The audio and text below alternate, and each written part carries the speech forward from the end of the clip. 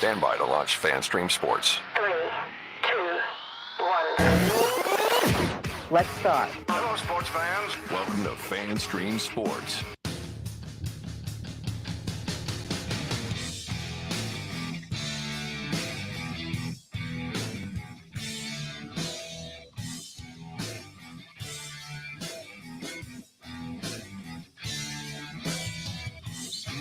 Hello, everybody. Welcome into another edition of From the Rough, America's favorite golf podcast, right here on FanStream Sports, live from the FanStream Sports studios here in North Dallas. I am IndyCarTim. I am joined, as I sometimes, occasionally, usually am, by one PGA of America member, live from Kansas City, of all places. Good God, what is going wrong in his life so much that he is live at a hotel in Kansas City? Mr.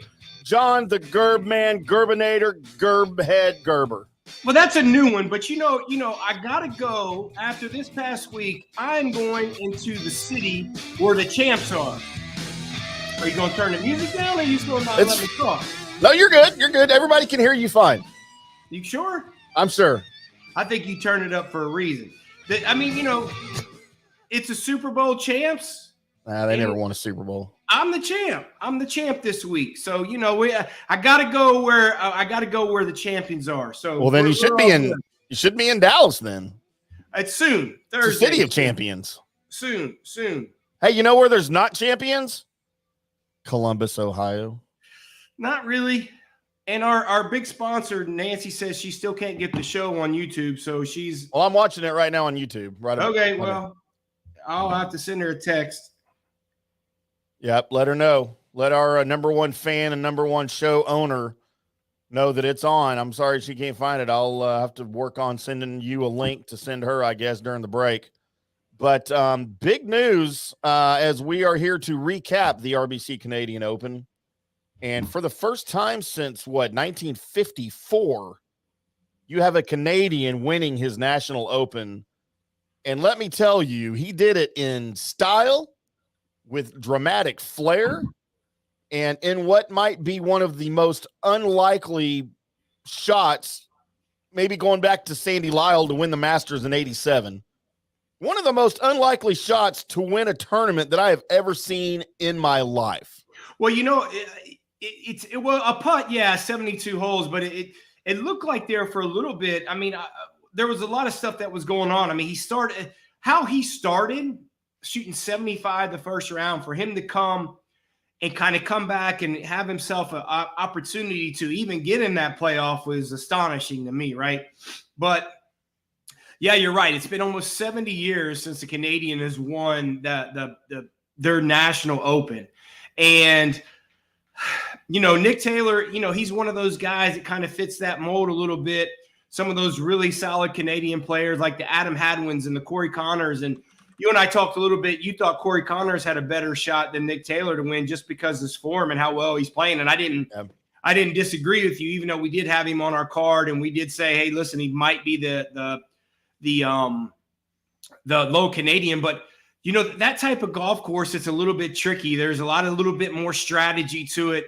And, Nick Taylor not being the longest, one of the longest players on the PGA Tour, I thought it fit him a little bit better than some of the other Canadian guys.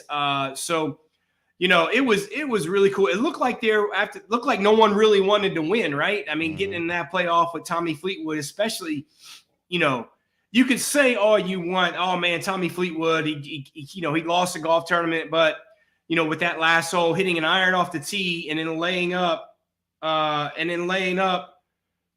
the rough. You had some choice words for him on our text thread when he laid up. Boy, I thought he was going to make that list for about an hour. He was about to make that list. But you could say all you want that he lost it, that he didn't birdie the 18th hole, but he birdied 3 of the last 5 holes coming in to put him in that position. So, that's really hard to say for someone to really say that. But, it was really exciting. I mean, I was, obviously for the reasons that we'll talk about a little bit later on, it was a pretty damn good golf tournament, man. And there was a lot of stuff going on. Going into that last round, it looked like there was so many people in play, kind of like what we saw the week before at the Memorial. right? A lot of, I think there was 25 people within 3 or 4 shots of that lead. And I know you didn't like the outcome of the winning score, but it only got to that point because it got soft, right? It rained and it got soft. But if you on look Sunday, we were in good shape until the final round. And you know what? Yeah. That's fine. We had one day of that. I'm fine. I got no problem with 17 under. Yeah, and then you look at the first couple of days, with no rain, it was playing firm. Those scores didn't really elevate, and I thought it'd play a little bit tougher, obviously, through the weekend. But, you know, what a great golf tournament. And we thought the headlines, you know, what the cool part is, the headlines at the beginning of the week was all the LIV talk and with the Rory stuff. And then I think the majority of the people that were watching that golf tournament on Sunday, probably especially the last couple hours, didn't even think about LIV. The golf tournament was so compelling coming down that stretch with so many people having an opportunity to win. And that's what the Canadian Open deserved, especially after last year with the LIV talk, and then this year after the LIV talk. So good for the Canadian Open, man. I thought it was great. You talked about the final round there. I never thought that Tommy Fleetwood lost the match. I mean, you said he birdied. He went 3 under on the back 9, 2 under on the front 9. You know, you go 3 under in 9 holes on the final 9 of a tournament like this. You're not giving up anything. Now, did he have some questionable shot selections?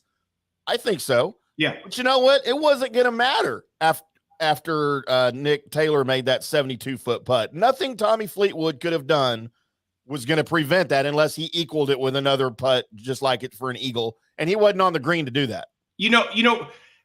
In regulation play, when and I was kind of yelling at the TV, like, what was Nick Taylor doing? So Nick Taylor on his second shot in regulation play, he hit the ball back left of that green, and when you go up close to it, he was like really close to the sprinkler. Yeah, and if he's stepping on the sprinkler head, he gets to drop that golf ball. He had a kind of a marginal lie. He gets to drop that golf ball. And with that drop, he could have got fringe for sure, but he could have probably got on the green with that. So when he was taking his stance, I mean, it looked like his heel was on the sprinkler head, but you look at him and his caddy asking, "You want me to call a rules official, man? You're stepping on the sprinkler head." In the integrity of him and the integrity of the game, he's like, if I take my normal stance, I'm probably not going to be on it. So I don't want to kind of bend those rules a little bit. And I'm yelling and screaming. I was like, dude, I had to take the biggest damn stance I could have been on that damn sprinkler head. Yeah, because they can't tell you what your normal stance is. No. And he's like, no. He's like, man, if I take my normal, and I'm like, dude, you're killing me. He's a good Englishman. So karma, man. So karma, you know, he probably did it the right way, right? When it comes to something like that. So he had that integrity enough to say, man, listen, if I take a normal stance, I'm probably not on it. And if it's marginal, I'd rather err on, hey man, I don't want any discrepancies here. And when he hit that chip, I was like, oh boy, it's short. I was like, see what happens? You should have taken that drop. And then he makes that putt to get him to 17. And we talked about this on local radio there in Columbus, is that that I thought 17, 18 would probably win the golf tournament, and 17 got in a playoff, but 18 obviously certainly would have won it with the softer conditions. Yeah, for sure. And, you know, talk about drama. You had drama literally the whole tournament, all 4 days, I think, as everyone was cheering for the Canadians. Corey Connors looked really, really good early on. We talked about the 75 that Nick Taylor shot on Thursday.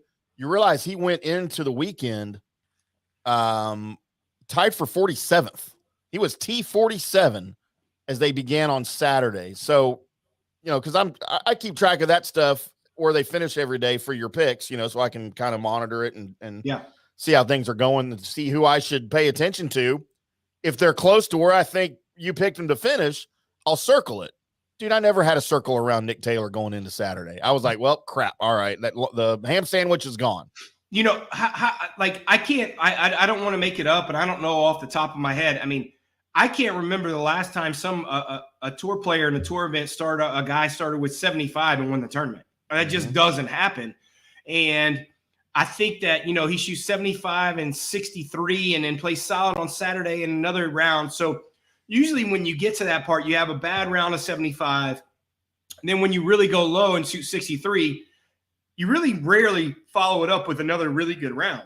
It's just really hard to follow those up. And we kind of put that in an equation when we do our matchups. Who got hot on the weekend? Who played really well on Friday? They're usually having a letdown. That's what happened to Terrell Hatton. You look at Hatton shoots 2 rounds of even par, and he's got a chance to win that golf tournament because he got hot on Friday, shot even par on Saturday, and then got hot again on Sunday. So, man, that just doesn't happen. And if you believe in any types of karma and belief and things like that, boy, I mean, that's the guy that really did it. He played solid. And I think we got a little freeze up there. Is it? Can you see okay? Yeah.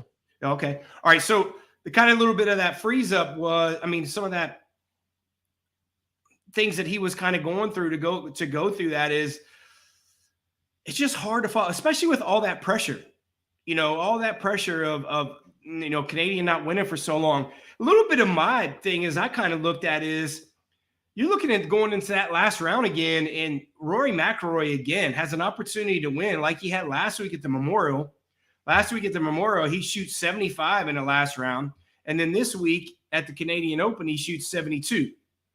So his last round, man, I'm really kind of concerns me a little bit with Rory that, his final round scoring average has been horrible. So, I'm a little bit concerned. I thought the relief of Rory with all this LIV stuff would be gone, but it looks like this, him trying to complete something or finish a golf tournament in the final round, he's got to work on that. Yeah, his game's not right now. But Nick Taylor captures his 3rd career title on the PGA Tour, but really the first of this magnitude, I think. Man, just the scene of the fans storming the green, and I've got some funny video here, or maybe not so funny video. Adam Hadwin getting tackled. We're going to play here. Poor Right. Adam Hadwin. They don't know who he is, even in Canada, apparently. Right. As he gets tackled trying to go celebrate with his buddy. But which was just, I saw it when it happened. I was like, wait, that's Adam Hadwin, and I was thankfully he wasn't hurt, he got linebacker tackled. He did. So Adam Hadwin's caddy, Joey Cruz, is a buddy of mine. And I talked to him a lot, and I sent him a text. I said something weird to him. I was like, was that like scripted or something? Like, is something there? And he's like, no, man. He said that was strange. And Adam Hadwin's a little dude. Like, he's not a big guy, right? So he got. That security guard, man, that was something. And to credit to Adam Hadwin, right? He handled it pretty damn good. Yeah. If that was somebody else or me or something like that, man, you don't do that. For the security guard, but no, that's funny. And Adam Hadwin obviously handled it pretty damn well. And he had people coming to his rescue, other players and caddies saying, whoa, no, he could be here. But, yeah. So Nick Taylor, after he shot the 75 to open the tournament in a tie for 120th after Thursday, he clawed his way. He played like a champion over the next 54 holes, a course record 63 on moving day, kind of put him there as an outside chance to come back and win. 4 birdies across the first 7 holes turned his dream into a reality as he sort of started to seize control of the tournament. The fans out on the course started chanting his name, which you don't see in golf much. Of course, we know how to do things up in Canada. I'm telling you. We don't know how to do. When you were born in Canada? No, I used to live there. That don't mean we. No, I used to live there, so I'll claim it. It's my second home. Yeah, but trust me, I claim that as my home way more than I claim it here. I'm just telling you. Only when things go good up there. When things go shitty in Canada, like you never want to be in a war or you're just soft like all the Canadians are. They never want to be in a war. I'm not from there. Wars are stupid. Nobody wants to be in a war. And let me ask you something. What in the hell what really is in poutine? What is that? What is that? Well, there's about 1 billion different versions of it, but do you want to know what the real Canadian version is? Yes. Okay, it's cheese curds. Okay. And gravy. With French fries? With some cheese. I thought people put French fries first as a base. that's what people do here. Oh. But but this is America. People are going to Americanize whatever they want. Sounds pretty healthy to me. Hey, nobody said we were healthy in Canada, eh? Yeah, you got it, eh? Take off, eh? Terrell Hatton made a little surge there. Aaron Rye was up there, and of course Tommy Fleetwood keeping pace with a 20-foot birdie putt on the 11th. But Nick Taylor just stayed steady throughout the entire Sunday. That birdie on the 17th green saw Taylor return to 16 under after a bogey on the previous hole, and a right to left bender on the par 5 closer gave the Canadian one last birdie at the clubhouse leader at 17 under. Fleetwood persisted. He birdied 16 to climb within 1. A tap-in birdie on the next pulled him even, but an inexplicable mistake off the 18th tee, like we talked about earlier, when he laid up, put it into the rough. And at that point, he's just trying to make par and hope for the best that Nick Taylor collapses at some point. Well, but of course, things happen the way they do. He laid up with an iron in the rough, and then he hit it. I mean, he off the tee, he hit it in the rough, and then he laid up, which is inexplicable with a wedge in his hand, and he hits it in the rough.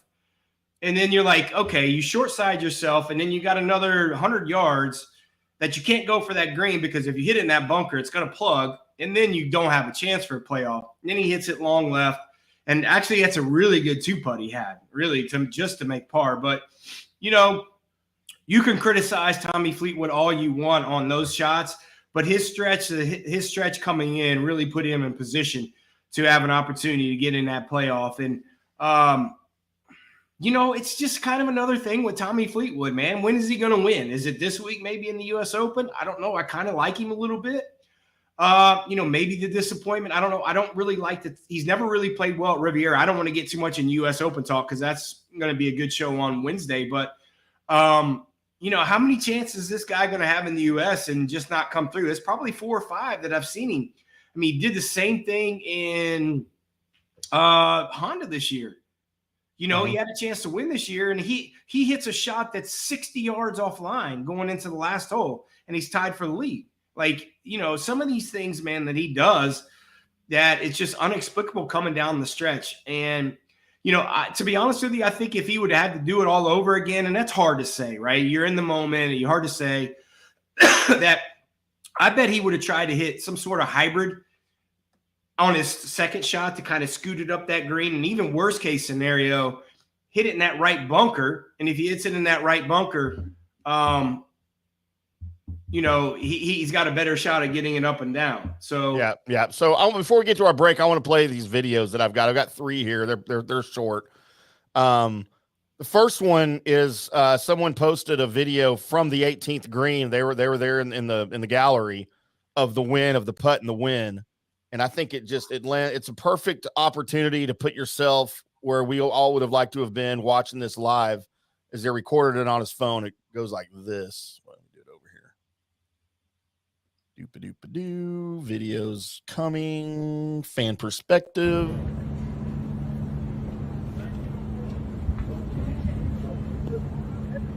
Get in the hole! But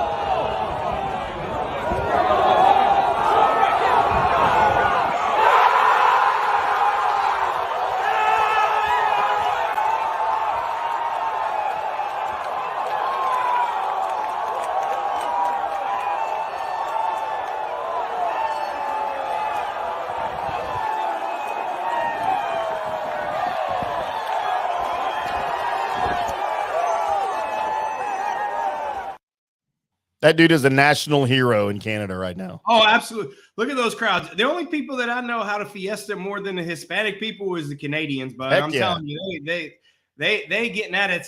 It's at 8.5 alcohol beer they got up there, man. I mean, it's something. But how about those crowds? I mean, the thing is, I think you still have those crowds, even though if Nick Taylor's not in that playoff, right? Sure. I mean, you got Tommy Fleetwood, and this hypothetically, you say anyone.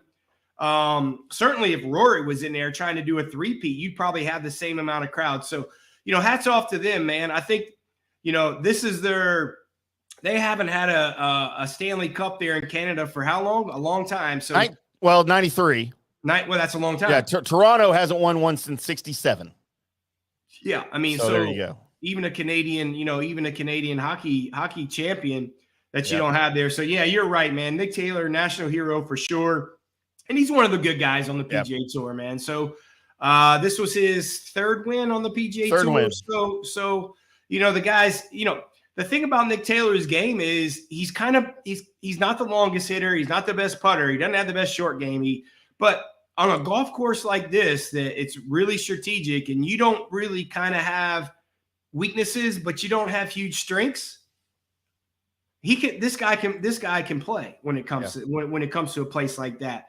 The golf course obviously was playing shorter, a lot of elevation, and you put him on a place like that, he's got an opportunity. Look for him maybe kind of in the future to win on other places, maybe like a harbor town. That's not the longest place. So, these are golf courses that you like, knowing that 25 under is not going to win the golf tournament. So, good for him, man. And obviously it's good for golf and I really liked all the Canadian guys, past and present, old tour players were there kind of rooting him on and kind of stuck around a little bit.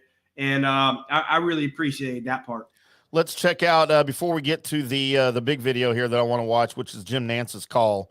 Here's the video that fan took green side of Adam Hadwin getting tackled. Yeah.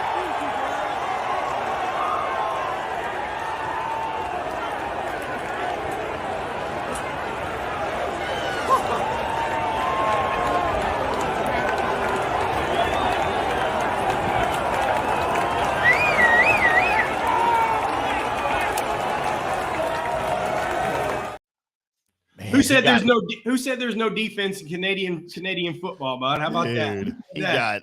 He got slobber knocked. Yeah, he did. And like you said, he took it well. He took it in stride, and he understood the situation and what was going on and the need for the protection, because there literally was fans trying to storm the green like you would see in college football, after a big home win, Right. And then finally, let's take a look at Jim Nance, the final call.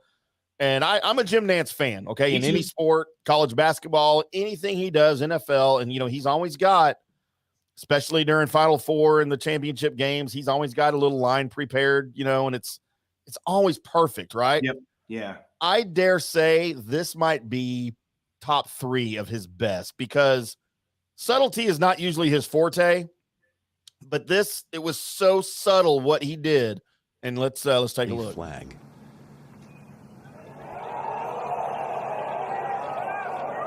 Good pace. Are you serious? Oh, my goodness!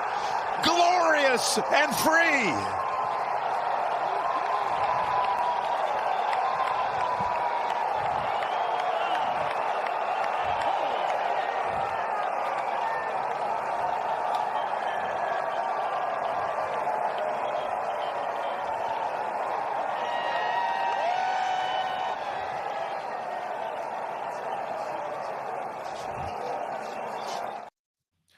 Glorious and free, it's a line out of the Canadian national anthem. Oh, is it? Okay. Yeah. I was just curious why. Oh, no, that's great.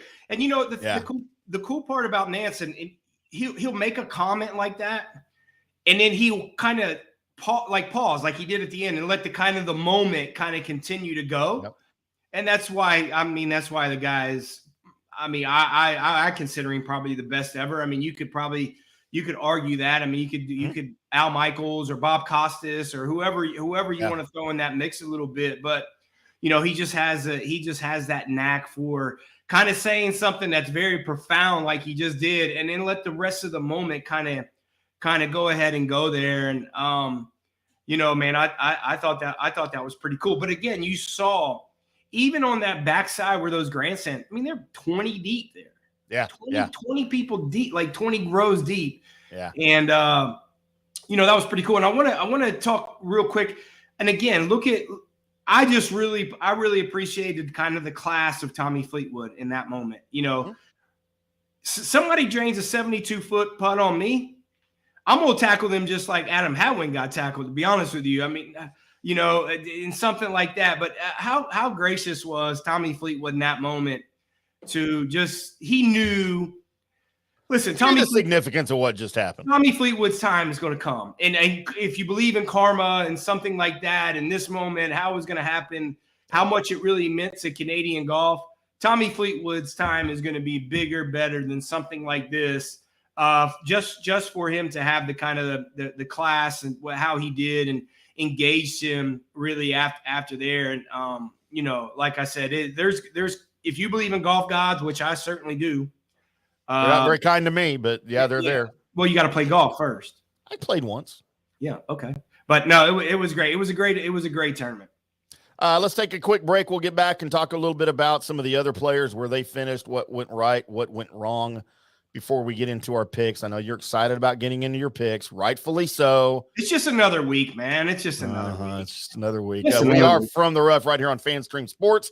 We'll be back after this. Hello, sports fans. FanStream Sports. Hey, you like golf? There's a good chance you do, because I said so. But what do you need playing golf? Well, you need clubs, right? Clubs, you need balls. The thing that people don't usually think about is that golf bag. And that's what most people see when they look at your golf clubs, like right off the bat. And if you've got a raggedy bag, it's not doing you any favors, bud. So get you a new bag. Go over to orca-golf.com. Orca-golf.com. Why are you going there? You're going there because you want a golf bag, but you want one that's kind of screams you. So you want to pick the colors. Well, you can use your own custom colors. Maybe you have a logo in mind. Maybe it's your logo. You're like Prince. You just have a symbol. That's the case. Dude, you can get your logo on there. Your name, just get it done exactly like what you want it done.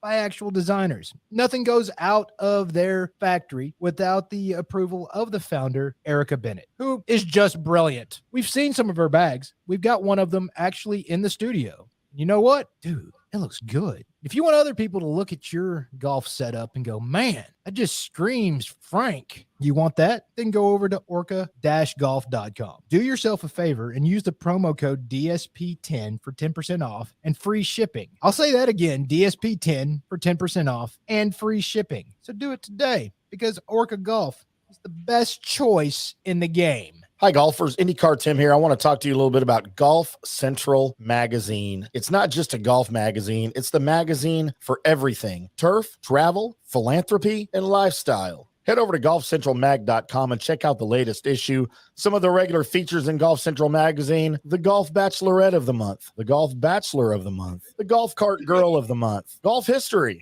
Drip It and Sip It. So head over to golfcentralmag.com. It's free. It's the magazine for everything: turf, travel, philanthropy, and lifestyle. Golf Central Magazine at golfcentralmag.com. We'll see you there. All right, guys, time to talk a little bit about Turf Life. You've seen the hats on our heads. You've been or seen the video of the studio. You've seen that the decals are all over the place.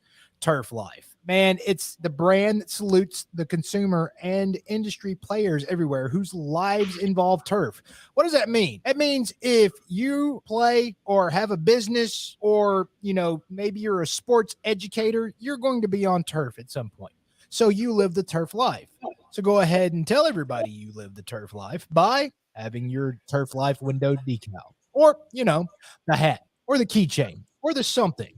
Along that lines, just go to turflifeclub.com and become a turf head. That's what it's called when you live the turf life. You're now a turf head. And you can go join the club today, snag that window decal, or snag any other special Turf Life accessories, and go over there to that website, which is turflifeclub.com, and get your stuff. Show everybody that, man, I'm all about that turf life. And then you just kind of raise your coffee mug at them and go, yeah, Turf Life, baby. That's what it's about. And then that's the end of the commercial. Ding. That means it's done in microwave talk. Hey, listeners, make sure you check out the brand new FanStream Sports in-studio text line. You can reach us during any of our live shows or 24/7 at 214-937-0569. That's 214-937-0569.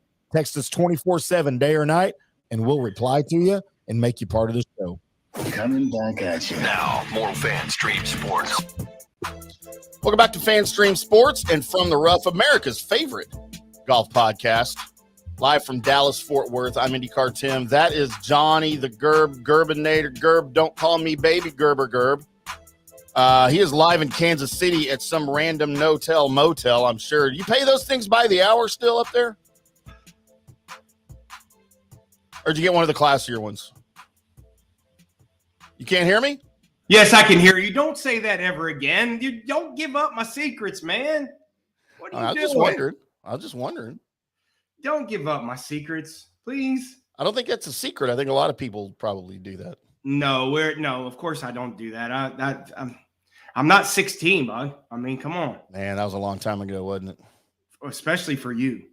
Well, you're older than me, so. I'm not older than you. Sure are. Nowhere, Clayton. You're 56. I mean, your hair's brand new, but you're not. You're 56, and don't let anybody tell you you're not. You know what stinks the most about right now? Whatever that thing is on your shirt, with the orange cow thing with the growths coming out of each side of its head.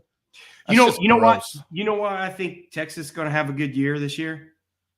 Please tell me why, because no one else does.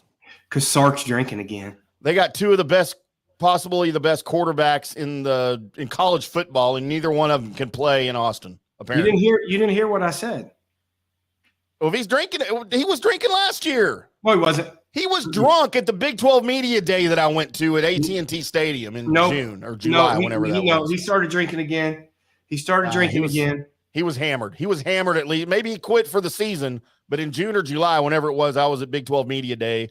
Dude, he was hammered up there on the platform. Well, we saw him at the Byron Nelson. Remember that? We saw him at the Byron Nelson. I swear, I'm pretty sure he had a beer in his hand there. And he was walking to the car. Huh? And he was walking to the car when he had. Yeah. He was driving around. That car. Cracking Bud Lights. Gross. It figures he drinks Bud Light. It's no surprise there. What's your problem with Sark? He's an idiot. No, he's not. He's one of Nick Saban's underlings. Okay. They're all idiots. So who's your guy? Jimbo Fisher's an idiot too. Yeah, exactly. Well, there you go. Jim Harbaugh's an idiot. Ryan Day's an idiot. There's not a non-idiot anywhere coaching college football. They're all freaking idiots. I just wish one of them could learn to win something. I mean, Kirby Smart's the only one that's got anything figured out right now. Just right Brian now. Kelly sure doesn't have anything. How did this turn into a college football podcast?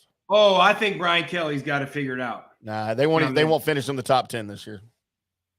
Sounds like a wager. All right, LSU will not finish in the top 10 in 2023. Sounds like a wager. $1.5 million, our normal bet? Sure. Okay. All right, we'll talk about it off the air then. Wait, what just happened? Other players. Colby's going to give me crap now for saying that. Other players. Tommy Fleetwood, of course, we talked a little bit about, finished second, tied 17 under. I mean, it's a heartbreaking moment for him, I'm sure, to lose that way after coming back to make it to a playoff. I just don't know what else he could have done. You know, we talk about his mistake on 18. At the time, he thought that was the best move for him, so I hesitate even to call it a mistake. It might have been a judgment error. It wasn't a mistake. It wasn't a mistake in terms that it was just bad execution. Right. I mean, he just didn't perform well. The execution was bad. He thought it through pretty well. What he thought the opportunity was, he said, okay, worst case scenario is I'm going to get in a playoff. And he did. Worst case scenario. Yep. It was just bad execution. He didn't think through it bad. Just the execution was wrong. T3, Terrell Hatton, a third round 72, put him behind the 8 ball, kind of entering the final round. You know, all eyes were kind of on him and the score he was going to post. Of course, I kind of feel more confident in him closing out a tournament, and maybe I shouldn't, than I would either Tommy Fleetwood or Nick Taylor up until that point. You know, watch for him this week at the U.S. Open, Terrell Hatton. He's playing for sure. He's playing too well. If he can just kind of, eliminate, if you have 2 rounds of 72 and 2 rounds of 70 or 2 rounds of 69 this coming week, you might have an opportunity to win the U.S. Open this week. Yeah, absolutely. And we will preview the U.S. Open on Wednesday, 5:00 Central Time, right here on FanStream Sports. He had an opening birdie and 4 birdies in his first 7 holes, and that put him on the front page of the leaderboard before the 8th hole, the par 4, which did not go well for him. It was kind of a big blemish on a really otherwise kind of a perfect scorecard for Hatton. Just had that 8th hole that sort of did him in. Rory McIlroy minus 12 under at T9. The three-peat was alive until, well, it kind of wasn't. Yeah. Like most of his tournaments have gone. He faded faded late. And, you know, we talked about it a little bit last Wednesday that man, he just seems tired, right? Like physically and mentally tired, I think. And it certainly showed this weekend. Yeah. And then you look, like I said, after his 75 in the final round of Memorial with him having an opportunity to win. And then this week shooting 72. That was tough, man. Something's going on there. And I think you actually might have hit it right. He does look tired, and look for him probably after the US Open. He might take the rest of the time. He might take all the time off until the British Open. He might not play again until then. He might get a tune-up. He might play Scottish Open like he normally does, or the Irish Open or something. But look for him to take a few weeks off, especially with all the stuff going on with LIV. T20, Matt Fitzpatrick finished at 8 under. The reigning U.S. Open champion has one more week before he's probably going to have to give that trophy up. He probably won't go so quietly into the night there in Los Angeles, but I don't expect him to be in contention at least on Sunday. He ranks inside the top 15 in strokes gained off the tee and inside the top 10 in strokes gained putting.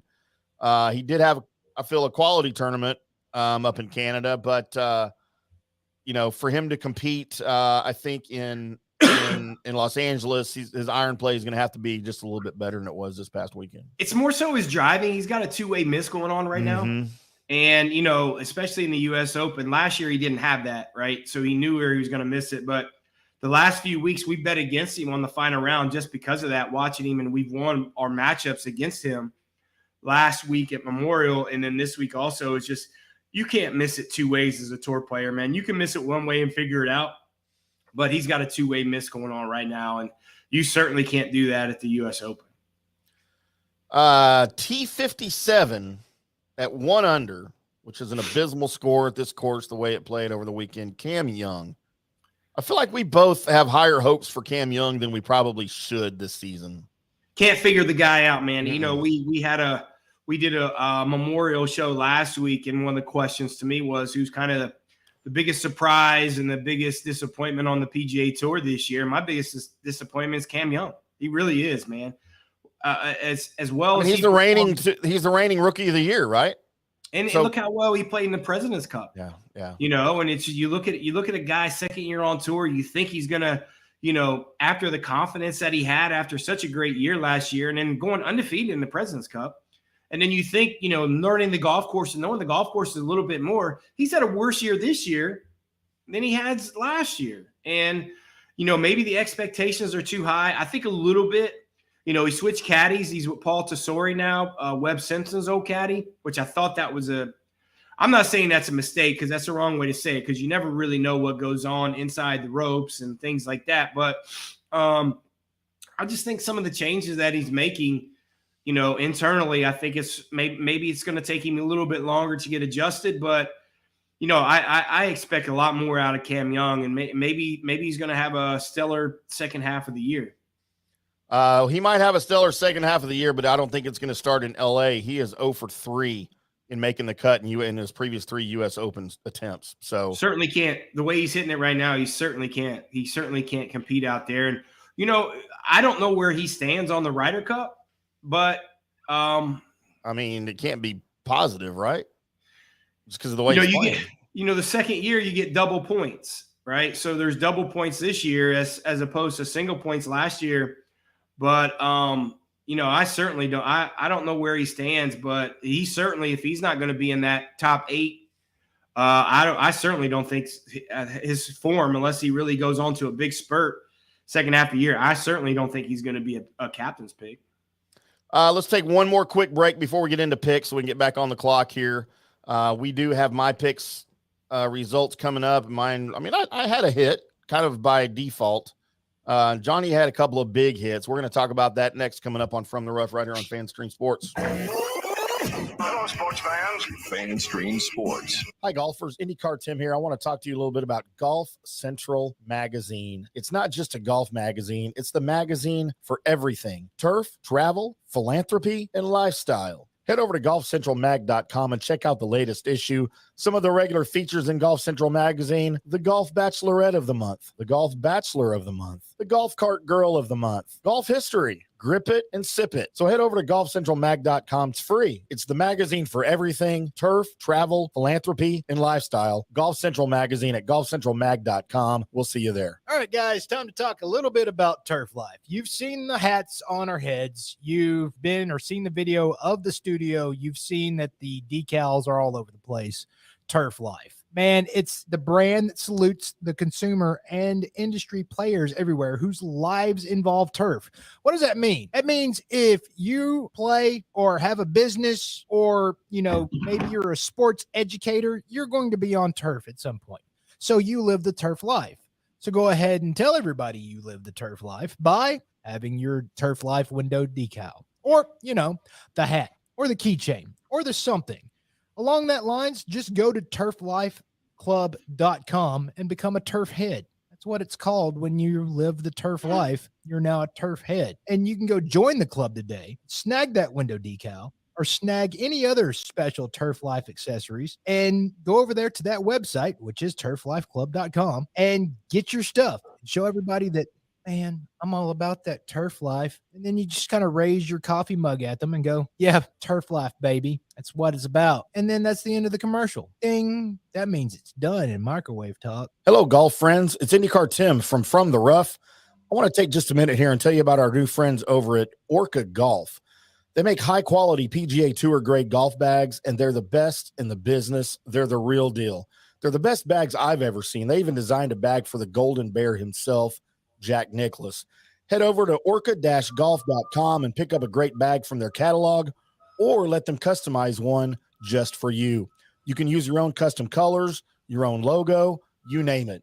You work with actual designers, and nothing goes out without the approval of founder Erica Bennett. She's just brilliant. Visit orca-golf.com. That's orca-golf.com, and use our promo code DSP10 for 10% off and free shipping. Do it today.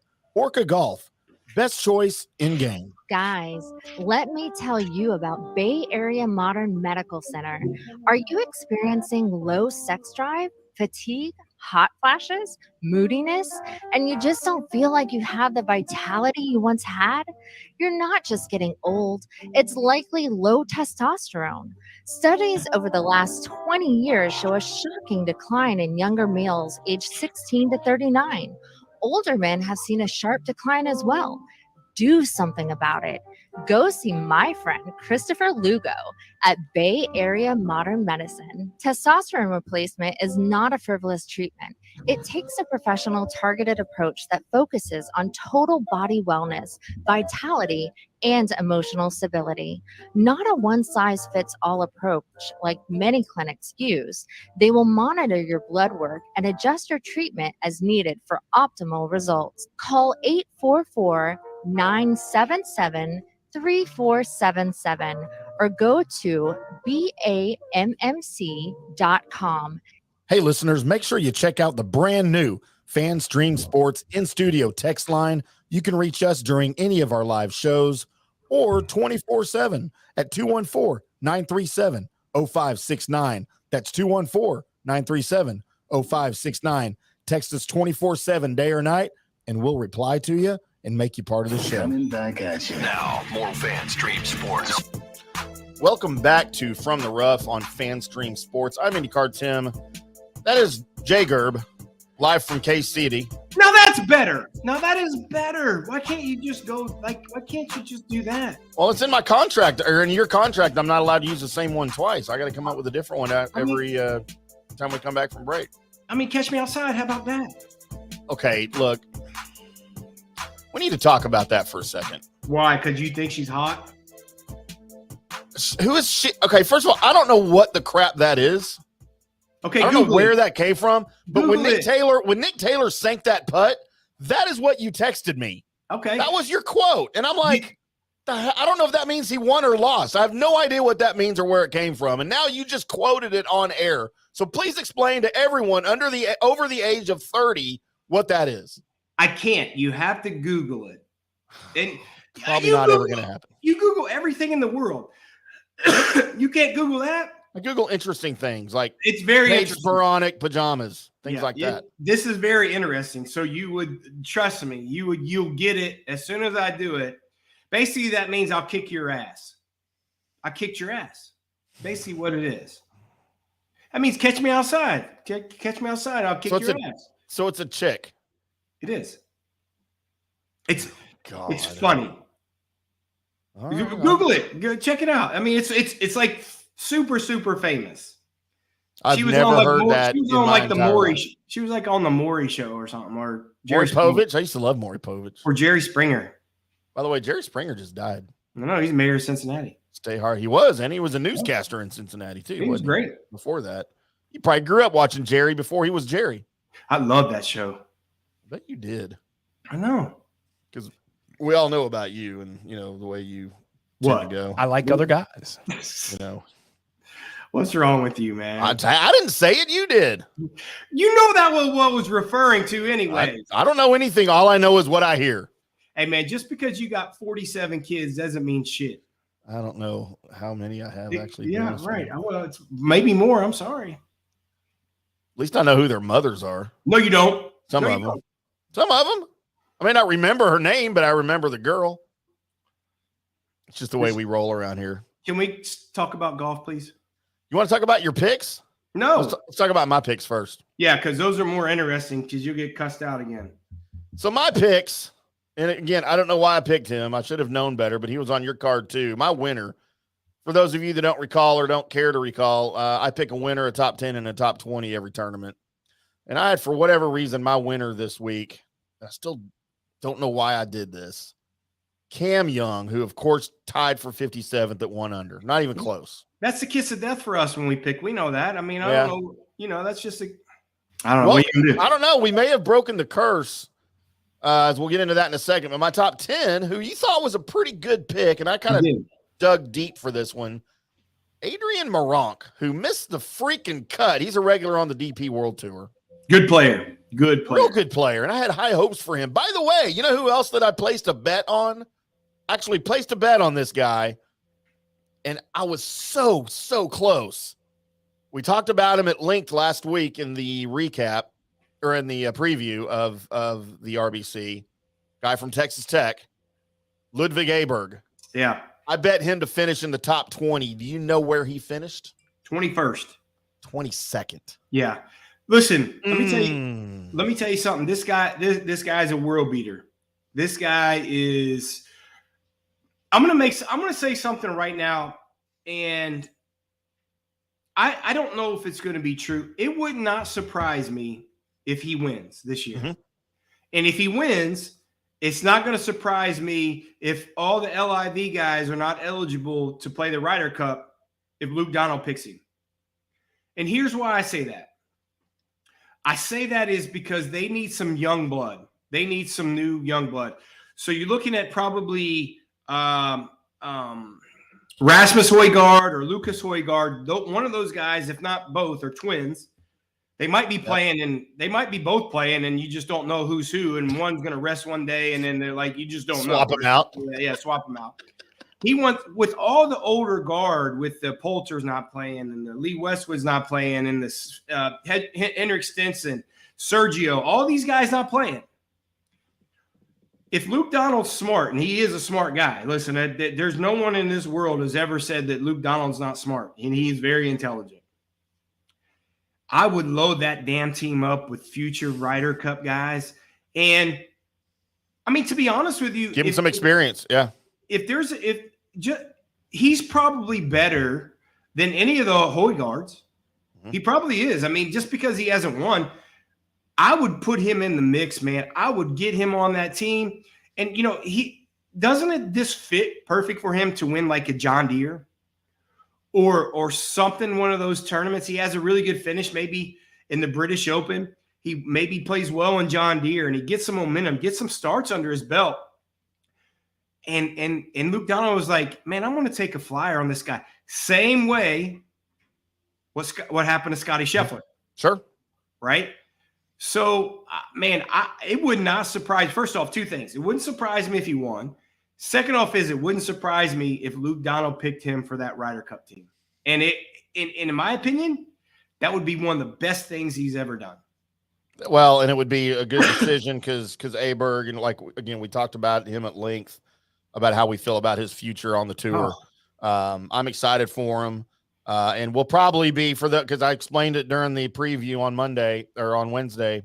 We're at least I'm going to follow him at every tournament, and we'll talk at least a little bit about where he finishes every tournament because he's kind of one of my new guys now that he's a pro.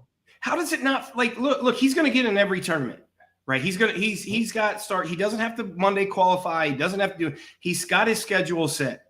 I mean, look, he's got Rocket Mortgage, soft field. He's got John Deere, soft field. And there's going to be 2 or 3 other, soft field. I'm not saying bad players. I'm saying a soft field for the tour, because some of these guys are going to take some time off to play in the British Open. A little further along in the year, they're going to take a little bit of time off to get prepped for the FedEx Cup, and then you have the Ryder Cup. There's going to be some spots for him, man, and he fits that mold to a T. He's a big, strong guy, hits it far, putts it good, and I believe if he didn't play college all this spring, I firmly believe he would have won already on the PGA Tour. I do. Sure. I really this guy. He's the best prospect I've probably seen since Scotty. And again, it's going to be look at his stats. He had better stats and he has a better record before he turned pro than Scotty Scheffler. Mm-hmm. Scotty had to go through some growing pains on the Korn Ferry Tour. This guy straight on the PGA Tour. First start, he finished. The only reason he finished outside of the top 20 because he had one bad round. Yeah. And on a very difficult golf course. And this golf course, to be honest with you, didn't really suit him. Right. It's not a bomber's paradise like he wants. It really took driver out of his hand. Right. So, I really do, man. I think for these young guys coming up, and I've talked about him last couple years, really. And for you, with you covering Texas Tech for Sports Illustrated, is you asked me about it. I was like, this guy, I was like, dude, this guy's a stud, man. And this guy can really play some golf. And he just, he looks the part. He plays the part, and he's going to be the part. And I'm just telling you right now, one thing's going to happen, if not both. He's going to win. He's going to be on that Ryder Cup team. And he beat a lot of notable guys this week, too, that are out there, including a couple of guys on your card that we'll get to here.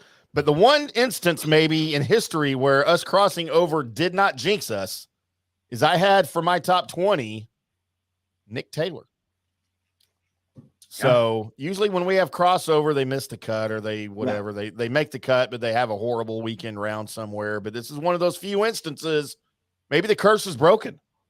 We'll have to see. I certainly hope so. The curse is broken in a lot of ways, right? Maybe that curse is broken. This is our first kind of win of the year, and curse is broken for almost 70-year drought from a Canadian win the Canadian Open. So it's going to go one of two ways for us. We're either going to not cash in the rest of the year, we're going to have a great rest of the year. It's going to be one way or the other because it's not going to be in the middle.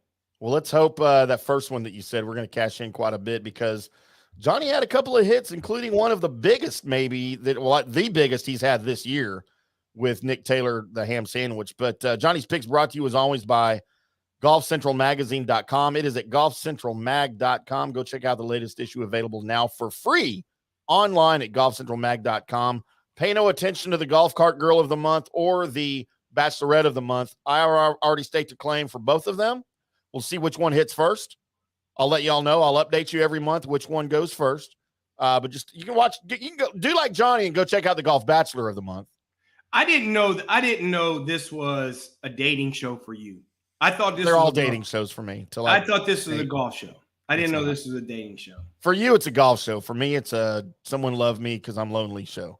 Yeah, that's about right. Johnny, tell us about your card. Yeah, well, what a great week we had, and we were kind of due to have a good week. We've been so close, especially last week at the Memorial, and I firmly believe if Coward Marikawa didn't withdraw, he had a chance to win the Memorial. So listen, good for us, to be honest with you. Good for us. Our first pick on the board, we had Terrell Hatton at tied T3. I mean, yeah, tied T13. Again, we were looking pretty strong there. Looking 2 or 3 guys had an opportunity to win that golf tournament coming down the stretch. And I'm glad it kind of played out the way it was because the odds for Terrell Hatton weren't nearly as good as our eventual winner. But real solid week when it came to our putts. Again, second week in a row, guys. Second week in a row, all 8 guys made the cut. And that is rare for anyone that handicaps golf, right? So Terrell Hatton was our first pick. He finished 3rd. Second pick on the board, Cam Young, T57. Again, we talked about him. I don't know what to say that I haven't said. I'm done picking him. I'm done with him. He's on my list now. Well, you know what's going to happen the time we don't pick him, he'll win. I mean, it's just the way it is. And listen, we'll just move off of him for now. Shane Lowry. T43 -4. Another disappointing guy. I mean, we have him on our card a lot. I thought this was such a good golf course for him. Man, I don't know. He got off to a bad the Sunday round. I picked him on a matchup and we lost it. Mm-hmm. He was 5 over after 6 holes, came back and shot even. Yep. And I'm like, I don't know what's going on with this guy. He had a 70 on Saturday and a 73 on Sunday. I don't know what's going on with him, man. So he might, if he don't start, he's acting up a lot, man. He might get on that list before too long, man. I'm tired of picking him, man. He gonna get on that list soon. Lowry. So, and again, ham sandwich pick. We get 1 or 2 of these a year.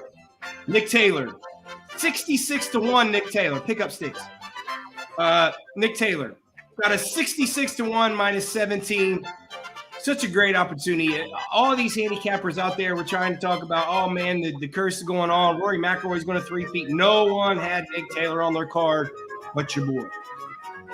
66-1. What a great week. What a great win.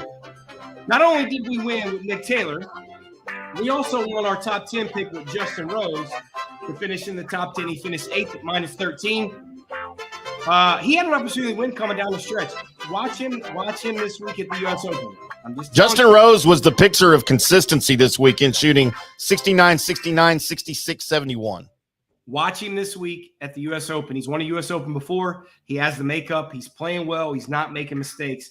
So we really liked him. Matt Kuchar just missed out on the top 10. He had a bad Saturday round, but he finished T20th at -8. I don't think he's in the field next week at the U.S. Open. So 71, 71, 70, 68. Pretty consistent, just not good enough. Yeah, not good enough. Not good enough. And 2 top 20 picks as always. Sahith Theegala, again, not a great golf course for him. I thought he could iron his way around it. He finished T38 at -5. I thought he could iron his way around there. And but again, it took the driver out of his hand a little bit, this golf course. He also had a bad Thursday. He did not have a good Thursday shooting 73. Yeah, got off to a terrible start. But there's another guy, man, I have really high expectations for, but just hadn't really coming through. In our final top 20 pick, Brandon Todd, T34. He shot 12 over on. He finished -6. He shot 10 over on the weekend. 10 over. Finished T34. He was plus 950 to finish in that top 20. Mm-hmm. He was in second place after the first round, and he just had a terrible. He shot 78, and after that, I don't really give a shit. He was at T6 heading into the weekend. Yeah, and after shooting, what did he shoot? 60s. I forgot what he shot already. 5 or something. 68, 69 is what he shot Thursday and Friday. Todd. Maybe we cursed him when we did the Mel Kiper reference, man. So probably. I don't know, man. But, listen, still a great week. We went 2-2 on our matchups. It gets our matchup to 58, 17, and 5. Unprecedented in handicapping. And it got our total. It boosted our total for a profit. Finally, a profit. We were a little profitable going into the week, but got us to a profit of plus 7,035 units. So however you want to compute that, if you're $100 better, you're plus $7,035. If you're a $10 better, you guys are smart enough to do the math on that one. So, hey, listen, on the plus side, the matchups are still, unprecedented. Like I said, 58, 17, and 5. No one in the world does that. And we're going to continue to do that. Even 2-2, not feeling really good where we're at. Even 2-2 on our matchups this weekend. Feel really strong, feel really confident. Same way last week at the Memorial. we were right in that same position that we were this week. All 8 guys making the cuts, and some of these guys just faltered. That golf course was just playing impossible for some of these guys. So it could have been another 2 back-to-back weeks if Coward Maricama wouldn't have withdrew. So looking to really get some really great momentum going into the U.S. Open, and we'll talk about that a little bit more on Wednesday. Very good, boys and girls. That's going to do it for us today here on FanStream Sports from the Rough. Want to thank everybody that's made this one possible, especially Orca Golf over at orca-golf.com, Golf Central Magazine at golfcentralmag.com, Turf Life at turflifeclub.com, and, of course, the Golf Depot in Gahanna, Ohio, Central Ohio, got to get my geography right, my geometry right. Central Ohio's most premier golf practice facility. Go check them out at thegolfdepotgahanna.com and give those boys some love if you're in the Columbus area. We would appreciate it. They would appreciate it. They do a lot for us over there. Let them know that IndyCarTim sent you, not John. Don't mention Johnny's name. You might get thrown out of there. That's for sure. Yeah, you definitely might get thrown out of there. And I appreciate you not going up there yet because, I don't want you to tear up that grass. We need some rain up there, so I appreciate you not going up there and wrecking my place. I appreciate. What, you don't have mats? I can hit off the mats, right? Yeah, we have mats, but you'll wreck those too. Problem. I've been known to put a divot in a mat before. I can grow the grass back. I can't grow that mat back. Those are cheap, right? Buy them on Amazon. Yeah, they're cheap, all right. We will be back on Monday to recap. We'll have the Wednesday. I'm sorry. We'll be back on Wednesday. Good God, what is wrong with me? We'll be back on Wednesday to preview the U.S. Open, the 123rd U.S. Open from the Los Angeles Country Club, the North Course. I think they tee off on Thursday. 8:45 is the first tee time, Central Time, which is 6:45 local time there out in California. But we'll be back Wednesday here in just 2 days here on FanStream Sports to preview that for you. We'll give you our picks. Some special stuff in studio. I'll be back in Dallas on Thursday. Maybe we'll do a special Saturday show in studio watching the U.S. Open around there if you're kind of up for it. I think that even a Sunday, I think that'd be kind of cool. Kind of like we did some play-by-play stuff. So for if everyone's watching, if you guys really kind of interested in that, please give us a call on the chat. And Facebook us, email, any social media if you guys are interested in some of that. We'll do some play-by-play stuff Saturday, Sunday in studio in Dallas. I think that'd be a lot of fun if you're up for it and you're able to stay sober because it's going to be West Coast. So it'll be late. Well, then I won't be sober, but it'll be more fun. Probably so. There you go. So we will see you guys Wednesday, 5:00 Central to preview the U.S. Open and John Daly's big win, probably, I think. I don't know. That's what he'll probably be on my card. I don't know if he's playing, but he'll probably be on my card. No, he's not. So we'll see you Monday. Until then, boys and girls, y'all keep hitting them straight.